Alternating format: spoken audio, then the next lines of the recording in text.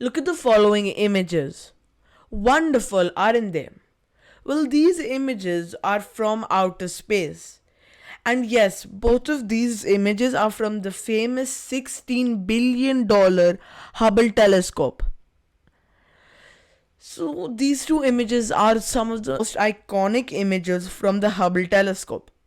But I want to ask you one question. Do you think you can actually make out something from these two images?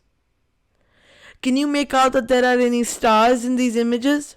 Or any planets? Any galaxies? No, right?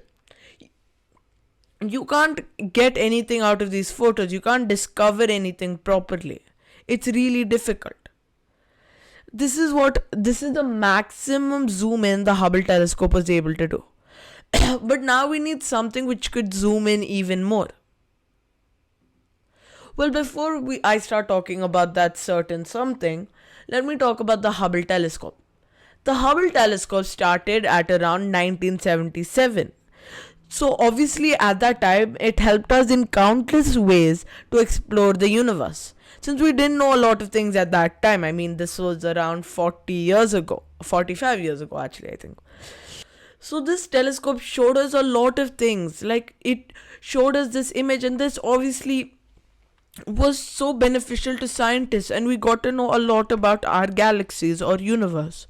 But now we need something which can zoom in even more than this, because we've already discovered everything that is within the limits of this telescope. So what is that something? The James Webb telescope. And this telescope, the James Webb telescope, will be able to see images 9 times more than Hubble. What I mean by 9 times is it can zoom in 9 times more than Hubble. So imagine what this image would be when we take it with this James Webb telescope. So this is a $20 billion project, and just for the production or the making of this telescope, the designs and everything, it has taken more than 20 years. But this is all basic information about this telescope. This video is just an introduction to the James Webb telescope. Through this series, yes, I'll be making a series about the James Webb telescope, not about this telescope, but the way the James Webb telescope actually works. How it actually works. How does it zoom in 9 times more than Hubble? What topics does it use? What concepts does it use of light? So we're going to learn all about that all the way from the basics all the way to the most complex of topics.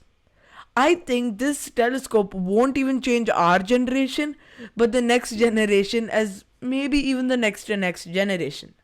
Thank you for watching this video.